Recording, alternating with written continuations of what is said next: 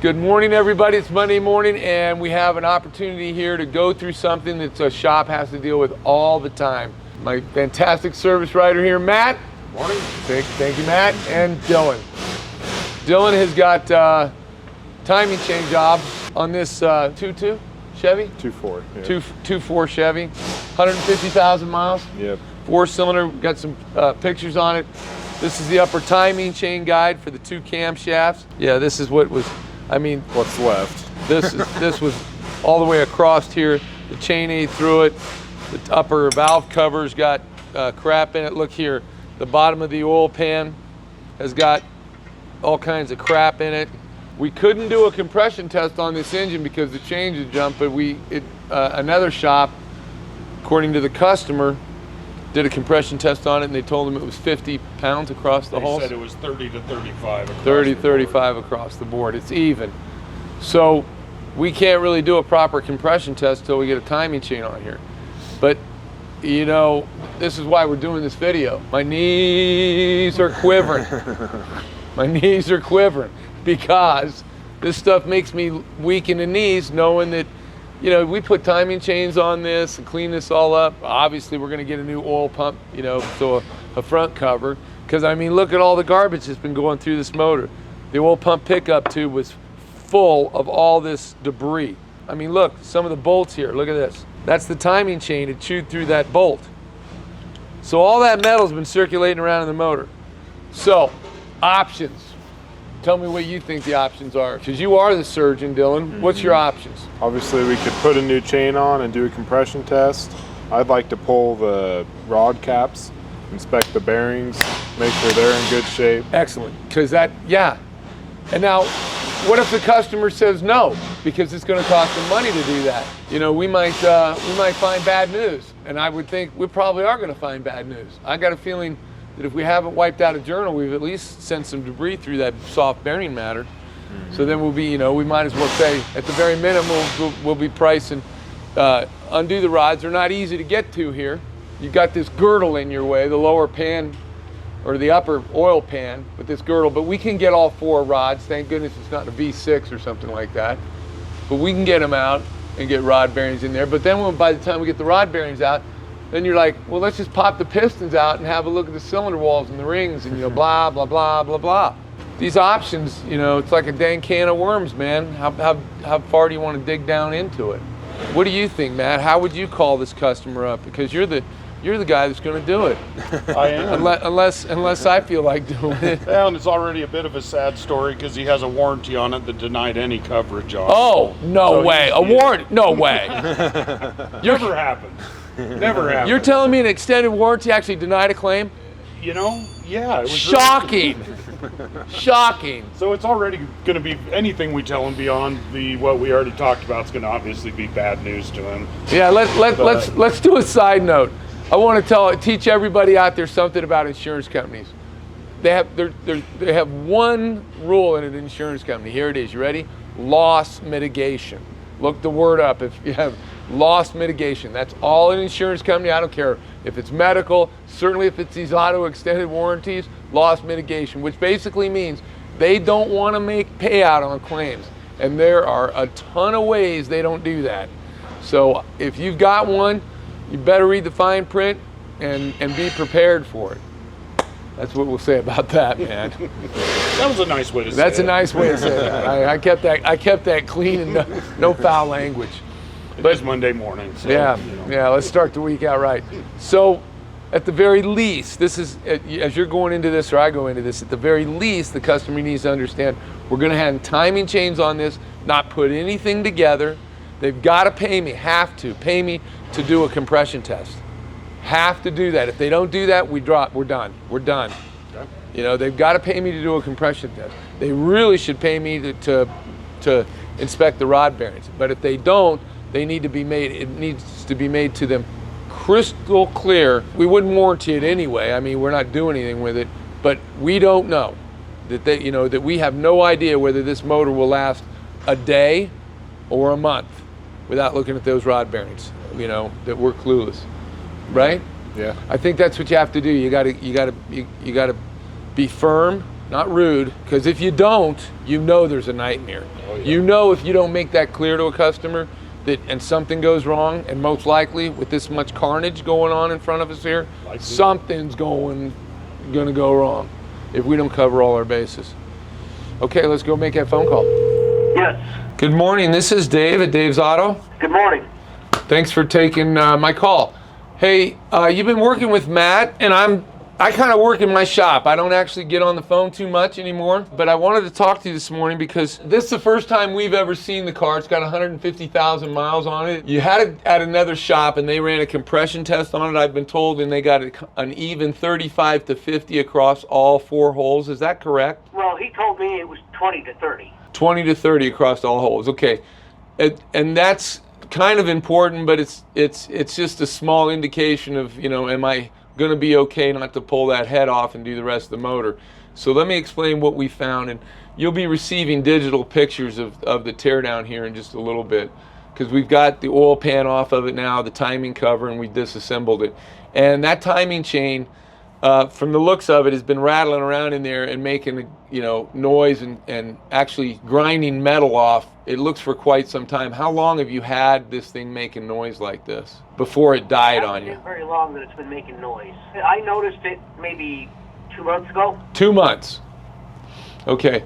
It's my wife's car. Uh-huh. I don't ride in it very often. Gotcha. Just assuming, but I'm imagining you heard the noise a couple months ago, kept driving it, and finally it just quit. Did I get that right? She drove it the day before, Uh-huh. brought it home, pulled it in the driveway. She went out to start it the next morning, and it just wouldn't turn over. Yeah, well, when you say it wouldn't turn over, it wouldn't fire up, but it just crank really, like, yeah. Yeah, it'd crank, but it wouldn't actually start. Gotcha. It was given, you know, a check engine light, so I plugged in my little reader, and it was telling me that it was the camshaft sensors. And I'm like, all right, well, let's get it towed to a shop. So I had it towed to a shop here close to me, and he says, look, I won't deal with this. This is out of my league. So then, you know, I called a couple people, and they recommended you, and so I had it brought up to you guys. Great. You've landed in the right place, Carl. I know you've never been here before, and you probably don't know a thing about me, but we've been around for 34 years. We're the largest engine builder in Utah by a long shot, and really one of the largest engine builders in the Western United States as a private company. So we deal with motors all the time, and that's kind of why I got involved in this, because I'm going to kind of, how much do you know about the internals of a motor? Do you know what a piston is, a connecting rod bearing, a crankshaft, things like that? Yes. Okay, good. I know basics, so yeah, I understand that part. Okay, good. Well, let's just, so here's our conversation. I'm going to send you some digital pictures of the carnage, and I'm talking bolts that have been half cut through because the timing chain was rubbing on them. It ran through the plastic guides and stuff like that, and it started eating up metal. The inside of the oil pump has got metal grindings going through it. The oil pump pickup tube that sits down in the bottom of the pan and picks up everything was full of timing chain matter and also timing chain guide material. So, Oh, shit. yes.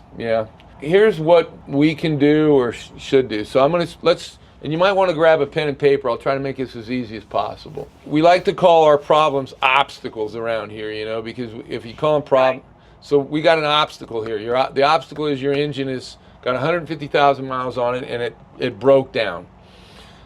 So opportunities, the opportunity to fix it is on us, and working together with you. That's our opportunity, and we have to have options in order to get across that. So here's some options. Let's just start with the worst case scenario. That option would be we put an engine in it.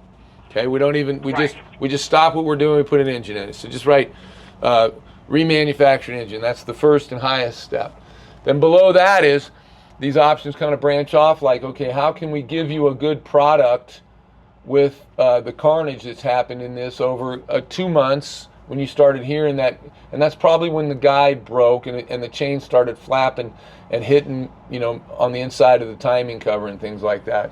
And actually, you know, and think of it exactly like this, because this is what it is. It's like taking a chainsaw blade and cutting aluminum, and then letting that aluminum flake and everything just circulate through your engine oil. That's exactly what it is. I'm not sugarcoating that. That's what you got going on here. Now the oil pump pickup tube, it picks up the oil out of the oil pan where all this debris and matter is, and then it takes it right into the oil pump. Then it builds up pressure, takes it out of the oil pump, and directs it right into the oil filter. That's the flow of the oil in your thing. So you do have an oil filter that's catching a lot of this stuff, but the engine's being completely starved of oil because the pickup screen is full of this blockage, the timing chain pieces and things like that. So I don't know if there's any damage to the connecting rod main bearings on the crankshaft. I don't know that, and I couldn't know that until I at least undid the caps off of the rod bearings and inspected the upper and lower bearing shell of the rod bearings. If that was good, now the cylinder head is still on the car. So my next step, now the first option was the engine. So now we're talking about other options to ensure that you're gonna not just waste your money. Because you know this timing chain job is not cheap to begin with. In order to be able to do that, I have to get a timing chain on this thing. So we'd hang a timing chain without putting it completely back together. We would not put the front cover on it, not put the oil pump on it, not do any of that. We'd hang a timing chain and then get it all set up right. Then we would do a compression test on the engine, making sure that now the compression is back up to around 150 and even across all holes. If it is, then we can say, okay, we've got cylinder pressure that's correct, but we still don't know if our connecting rod bearings are going to survive. So at that point, it's almost like being in Vegas saying, you know, do I want to pull my chips off the table or do I want to keep playing? And if you keep playing, what I mean by that is we don't have to look at those rod bearings. And if we don't, and one of them has been wiped or, you know, scored, and then, you know, start the engine up and it goes a week or two or a month, and all of a sudden it starts going knock, knock, knock, knock, knock, you know that, well, it got damaged. That's the problem that I have not doing a motor when I have this much metal filings. And this happens a lot on different motors. Chevy, you know, the V8 Chevy is famous for dropping lifters and grinding a camshaft up, and then you circulate all that. So this circulating metal through a motor can be done a few ways, but a timing chain that goes bad is one of the top players in that. Okay, because I was actually looking at motors on like eBay Motors. Yeah. Now they run about $2,000. Yeah. Okay. And that's $2,000 for a used engine. Right. Right. Now, let's talk about that, because that is another thing called an option. So we're going to buy a used engine. Your Chevy is a 2011 Chevrolet with a 2.2 in it. We're buying an engine that's going to be 12 to 14 years old. We know absolutely no history about it. We don't know if the internals, we know nothing. And they're going to ship you a motor. Sometimes they can tell you how many miles it had on it, and then you're hoping that they're honest about it. And you're buying that from a source off the internet that, if you're lucky, there's an 800 number. And these are all facts. These aren't, and you could get a used engine. It can come here. I could test that used engine, and that'll cost you money. We run it in a sim test machine. We could do that. And, you know, if it's got oil leaks in the seals or whatever, we could replace them while we're looking at them. But we still know no history. We know nothing about that engine. Okay. Now we have the labor to remove yours, and then put this used engine that we know nothing about, and you don't either, and the place that's going to sell you ain't going to know anything about it. You don't got to go to eBay for it. There's salvage yards all over this state. Right. And that's what these motors are. They're just salvage yards motors. Cars were in a wreck. The motor had 150,000 miles on it, and they're going to sell the motor now and the tranny and some other parts. And Gotcha. We're going to put it in that car of yours, and there is no warranty on that engine. My labor to put that engine in is done when I close the hood, because I didn't build that motor. I didn't put 150. I know nothing about it. It's just a used part. That's a very risky option. Okay. Do people do it? Yes, and you can hedge your bets by, I can test the motor when it gets here, run it in my sim test machine, but it's still a used engine. So I would recommend that's probably not the best option. You can, Okay. for about double that price, you can get a remanufactured motor with a 3 or 100,000 mile warranty, but you still got labor to get it in and out, and all the peripherals, antifreeze, water pump, the other things. My suggestion to you at this point, I'm going to tell you why my thinking is like that. I think we should go ahead and hang timing chains on this motor. and then I'm going to charge you, and we're going to do a compression test on it. If the compression is good, then I'm going to say I want to go ahead and pull the connecting rod bearings off of this motor and have a look at them. And I'm probably going to go ahead and just want to replace them. Now, if we drop the connecting rod bearings, that doesn't mean I'm pulling the cylinder head off or anything like that. I'm just going to, if the compression's good, then I'll go down to the bottom end. If the compression's bad, I'm calling you back, because now we got a problem. Right. You need a motor. Right. But if the compression's good, then I'm going to go down to the bottom end of the engine. I'm going to drop the connecting rod caps. Either the bearings will look pristine and I won't replace them, or they'll be a little scored, which I'm imagining they're going to be. And we'll just go ahead and replace them with standard rod bearings and put the motor back together. That's your best option for cost. There will be additional charges. Matt will call you and tell you what those will be to do that. But right now, you've paid me to hang a timing chain on this, so I'm going to hang a timing chain on it and add a compression test and run one, and then we'll call you back. I think that's your best option, unless you just want to put a remanufactured motor in this thing. No, let's go with your option. There's no doubt in my mind you know what you're talking about, because you've been real thorough and accurate on everything that I know about cars. And it's not nearly as much as you, but everything you said makes sense to other people I've talked to. So yeah, let's go with your route. All right, well, we'll do it, and we'll have that information later today. We should be circling back and let you know what our compression test results are. Okay, appreciate it. Thank you. Thank you. Bye-bye. Hey, I'm calling you back on your engine. We ran a compression test. Hallelujah, it all came back good. Good. It popped right up there where it should be. Good. And so I went ahead and took the liberty, and I had the technician go ahead and remove all the connecting rod bearings. Okay. And took a look at that. And there's just normal wear on there. We don't have any scoring from any of the materials. So the pickup Nice. So what we need to do is we're going to go ahead and put new spark plugs in it. The compression, you need new plugs. So we're going to put new plugs back in it. I need, your oil pump is shot, so we are going to put a new oil pump on it, which is the front timing cover on that engine. Okay. We'll replace the oil pan, the oil pump pickup, and I think that's it. I'm just going over their quote now to tell you what else we need. Well, I'm grateful that I changed the oil just before I brought it to you guys and put in a new filter, if that was happening.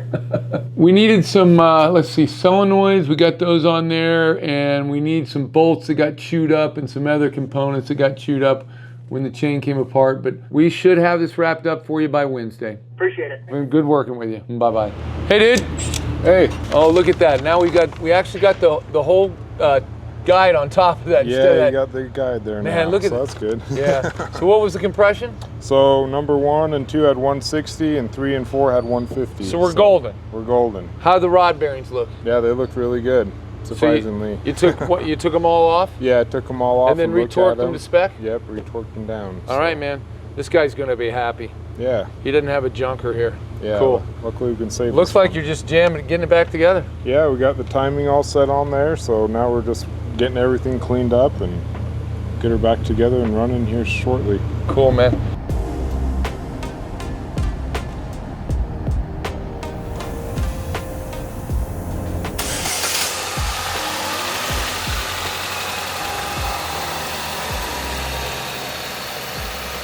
Dude, how's it run?